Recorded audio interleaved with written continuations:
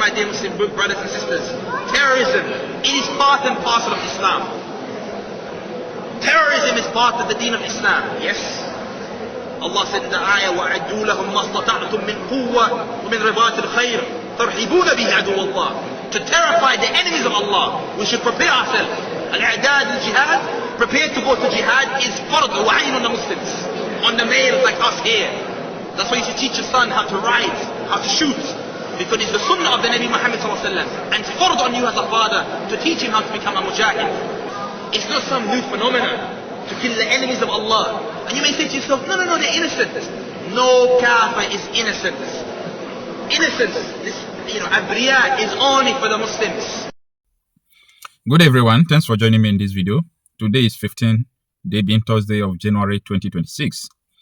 About a week ago, there was a news that was terrifying the people of Yobe State about the Islamic law, Islamic police putting up a new law and saying that everybody in Yobe State must adhere to these laws if you know that you want to come out in the public.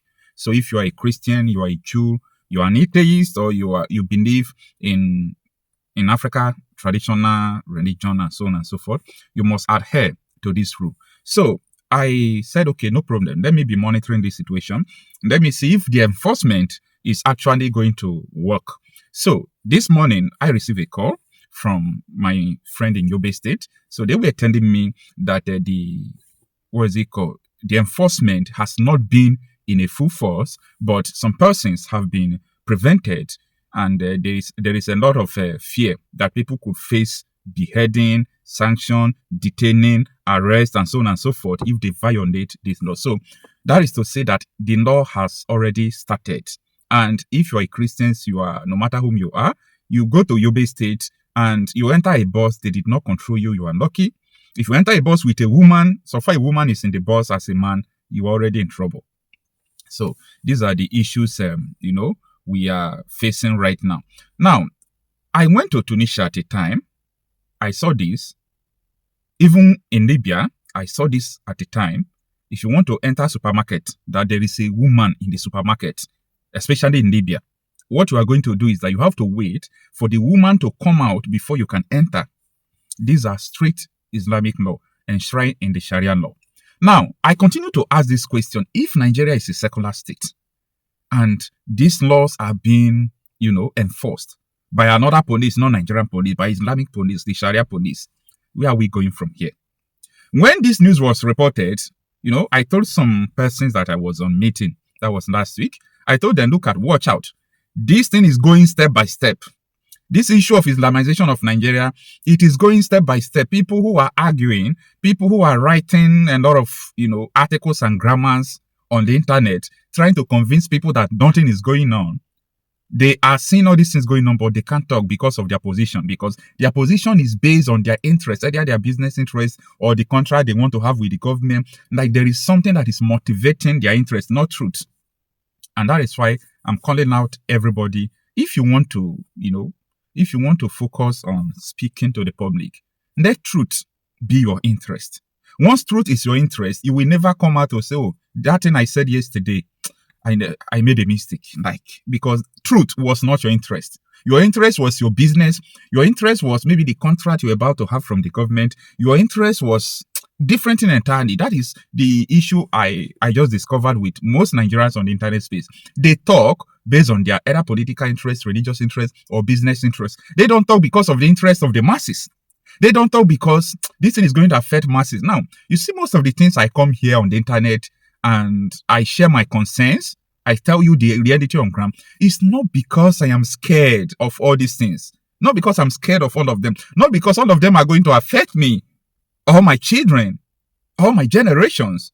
But if it is affecting people that I know, it's already affecting me directly. And who knows? It could affect me directly tomorrow.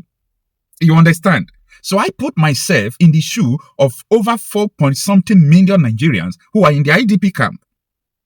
And nobody's talking about it. Nobody's talking about how will these people come out from the IDP camp. But the issue we are having now is that people want to control the narrative, not to control the reality. You can control the narrative, but you can't control the reality. See, I pity Africans, especially Nigerians. When I make mention of black man, people said, why do you talk in that manner? Because there is no normal human being who will try to control narratives. When your people are in the IDP camp, you are trying to control narratives that this does not exist, whereas the reality speaks for itself. So, I really want to use this opportunity also to thank Mike Arnold and some persons, because they are not just talking. I saw the contributions they made. I saw the structures they are building for people who are in the IDP just to go to school. Now, for you to know how wicked Nigerians are, including influencers and a lot of them, they saw what is going on. Nobody is even advocating. Let us build schools for people in IDP camp. Let us get hospitals for them, because these people, if they are trying to go back to their home, ISWAP is killing them on the road. This is Islamization.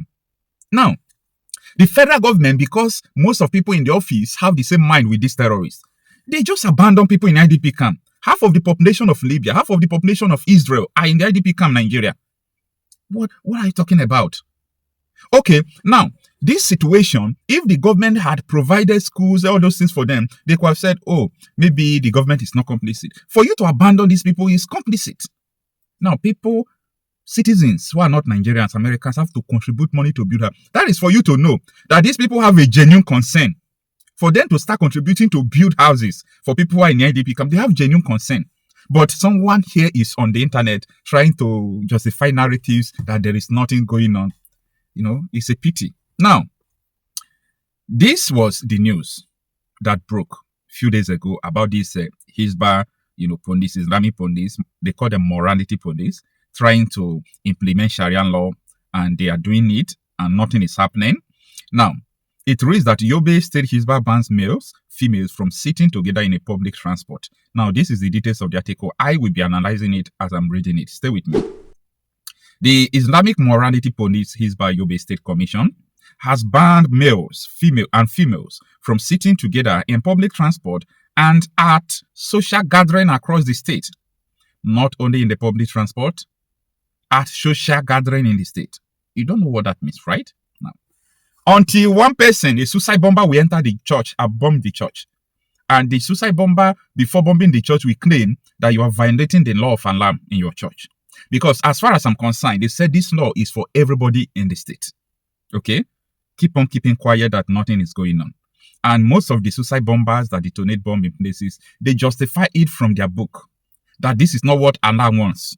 So if I bomb these people, I am fighting for Allah and the cause of expanding Islam. I am going to heaven. This is the mentality of these extremists. All right, let's go on. The directive, dated January 6 and signed by the Commission's coordinator, Muhammadu Yahudi, stated that isolated discussions between male and female conducted in a manner that contradicts the teachings of Islam are strictly prohibited, the news agency of Nigeria NAN reports. The Commission also prohibited reckless driving and spending with vehicles and tricycles during Salah and wedding celebrations. And this is what it reads in quote. All residents and visitors are urged to observe these directives strictly in order to maintain peace, safety, and uphold Islamic values of our society, the Hisbah statement said. Now, let me explain here to you. It says all residents and visitors are urged to observe these directives strictly in order to maintain peace. So they are not saying that the Muslims in this state must adhere or are urged to adhere to this directive. They are saying all visitors. All visitors. I have friends who are in Yobe State who are not Muslims. So, if they disobey this law, what will happen? They could be killed. They could be killed. And nothing is going to happen. Such a thing had happened before. You remember the issue of Deborah? They said that Deborah was saying that they don't have right to post something of God in their WhatsApp group. Who are you to challenge something of God? It's a blasphemy. They burned her to death. What did you do? What did you do when that happened? What did you do? Where is Nia Shaibu? Where are all these people? It's so sad. Now, in the full statement, the Commission added the Yobe State Hisbah Commission under the chairmanship of Dr. Yahuza Hassan Abubakar hereby informed the general public that the following activities are strictly prohibited throughout the state: reckless driving and overspeeding with vehicles and tricycles during Salah and wedding celebrations.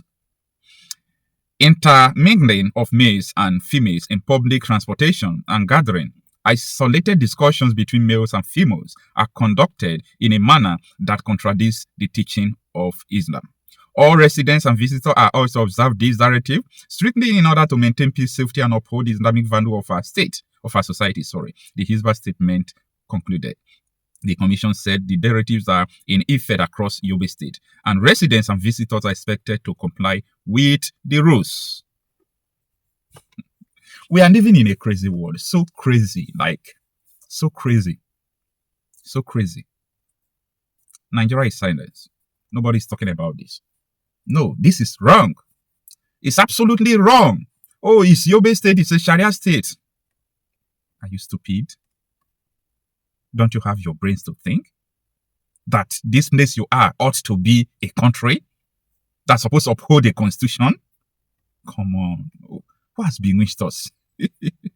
Now, you mean there is no Christian? There are no Christians in Yobe State? They are.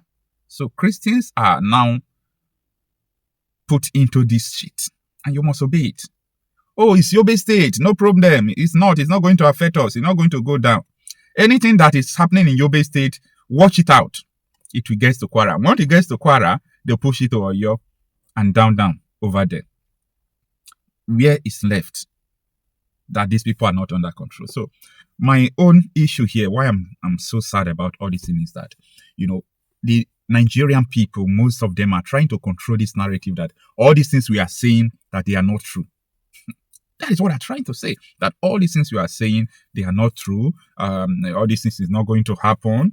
Let us just be living our life. Like, these people are strategic, as I used to say, and they are not fast about this. More than 100 years ago, this thing started. It is going little by little, advancing little by little. You will still come and die. Oh, it is well. Anyway, let me know what you think about this. I'm Okocha Happy myself. We are not allowed to defend ourselves. They can kill us. They can get arms flowing in from Lebanon, from Iran, from Saudi Arabia. There are jihadists coming from all over the place, coming in there. There was a plane load of arms that came in, was detained at the airport from Egypt. The Arab world, that is what drives me insane. The Arab world and the Islamic world are busy supporting Boko Haram in their stated aim of spreading Islam to Christians in Nigeria. The Christian world are not reciprocating. They're not coming to our rescue. I don't know how you can defend yourself against somebody who is armed with RPGs and with AK-47s. I don't know if you do that through prayer and fasting. I do not know. Right. That is the sort of condition we're faced with. In other words, as we speak right now, the process of Islamization is gathering momentum, and no one is doing anything. Right. It's medieval. It's you will convert or you will die. They crucified some people. Was it 2 days ago? I think we've got the pictures on Facebook. They actually crucified some people. They actually crucified. Yeah, they did. Yeah. There's something ISIS is doing that they're doing that we're going to. You either convert or we kill you. And I don't know why the world expects us to deal with that. It's either there's something going on. It's either everyone else is a Muslim. That's how I see sometimes. That everyone in the West is a Muslim. That's how I say it, because you couldn't possibly keep quiet when such a thing is going on. No. It's terrible. No. Terrible. You're opening my eyes in ways I knew this was going to be eye-opening. I did not realize what